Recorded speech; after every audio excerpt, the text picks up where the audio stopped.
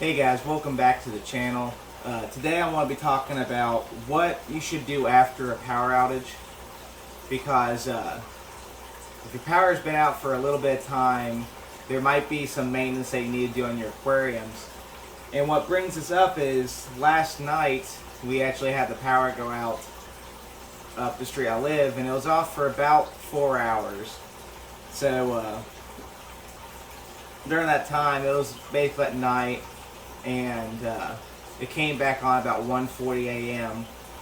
So I woke up then and made sure all the filters are running.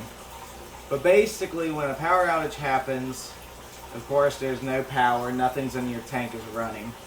So if you don't have a filter that is running when the power is off, like you don't have a battery backup or anything like that, the ammonia that your fish are producing, the food that they've ate or that's sitting in a tank, the waste they produce, maybe you have snails and stuff, anything that's in the tank that creates ammonia and fouls the water isn't getting filtered. So it's not going through your filter, being processed by the beneficial bacteria. So that means that while there's no filter running, you have some ammonia that could be building up, and of course ammonia is extremely toxic to fish.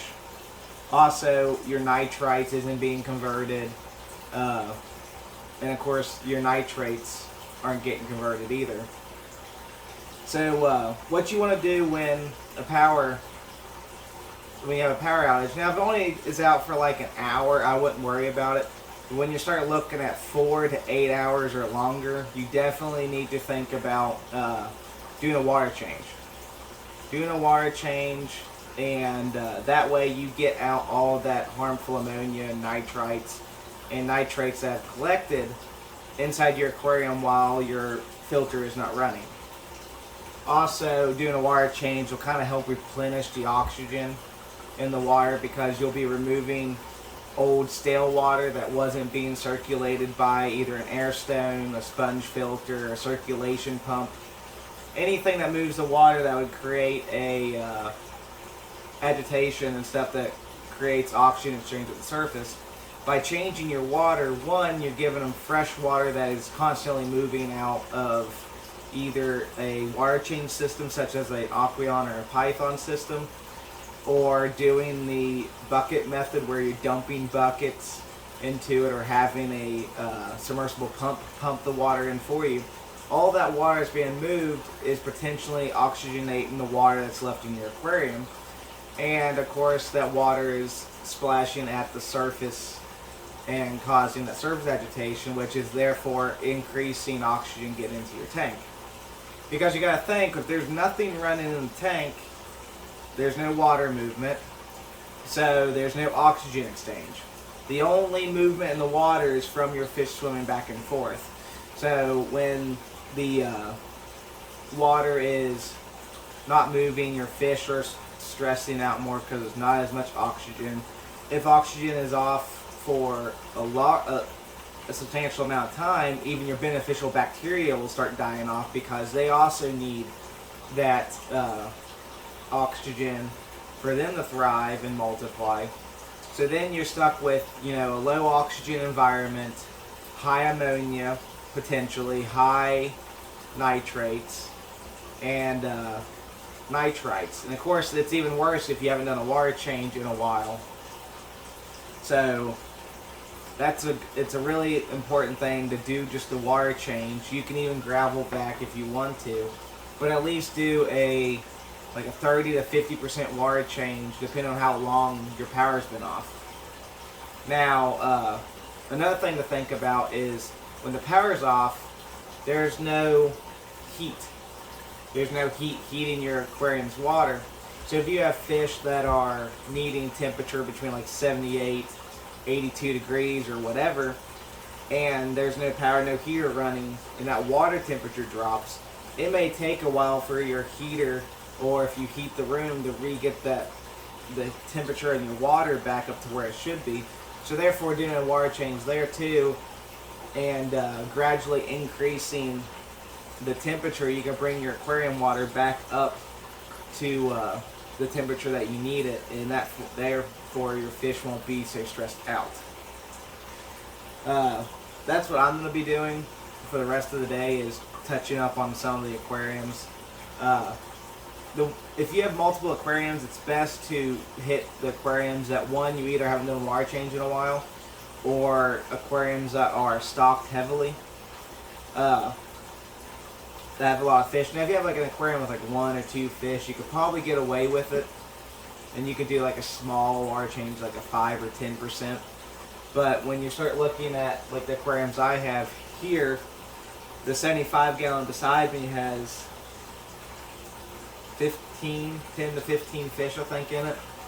And the 150 gallon behind me especially has a lot of fish. That tank is heavily stocked. So there's a lot of fish that's creating waste, that's getting stressed out because there's no heater, there's no filters running, there's no water movement. Plus there's no oxygen, so all those fish and that bacteria is using up all the oxygen that's in the water. So that's what I'm going to be doing. However, I'm going to be stuck doing the water bucket method, sadly, because this happened.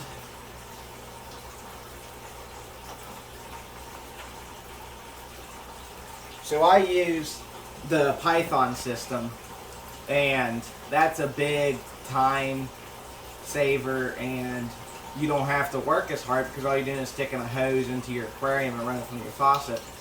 But I have to do the water bucket method because it actually broke. So there's a piece inside your Python that has a screw that screws into the top, and it screws in like that, and then of course you have the top piece that is attached to it. So what happened was it started spraying water when I was using it last, and this piece right here, let me find it, this piece right here, it broke off. It's supposed to go together like that and be one piece, but it was actually leaking and it actually broke completely off.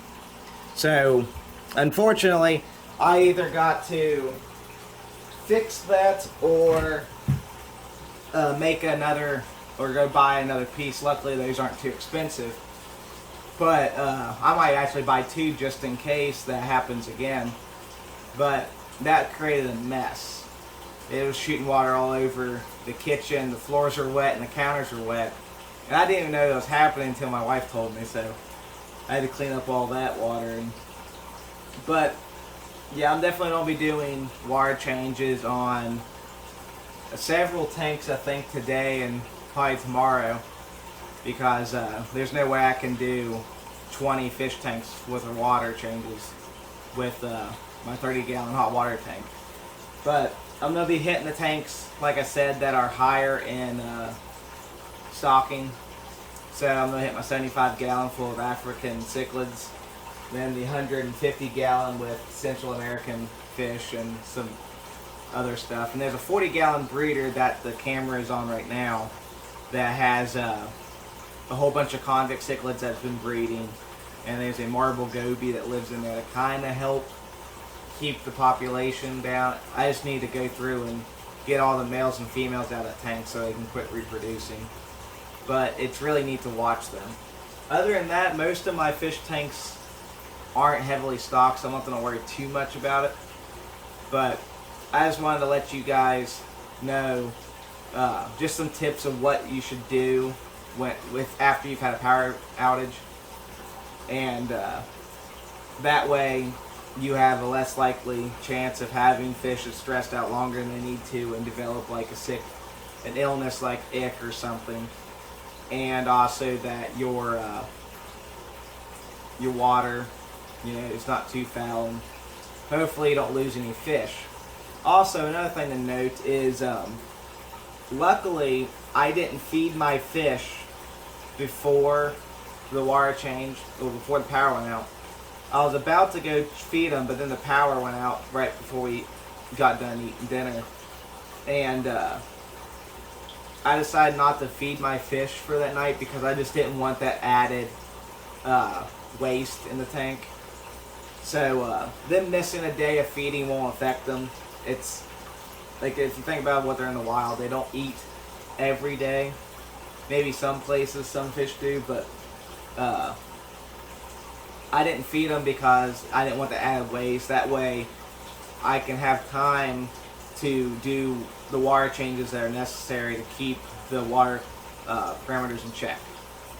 So other than that, guys, I hope you enjoyed this video, and I just want to also say thank you guys for everyone who subscribed to the channel.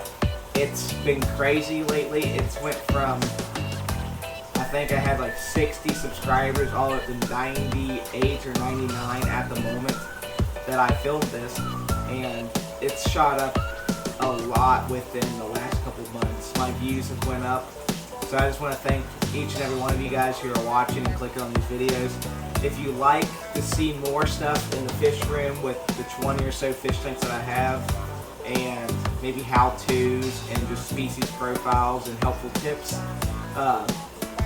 like the videos, comment, and subscribe, and I'll see you guys next time.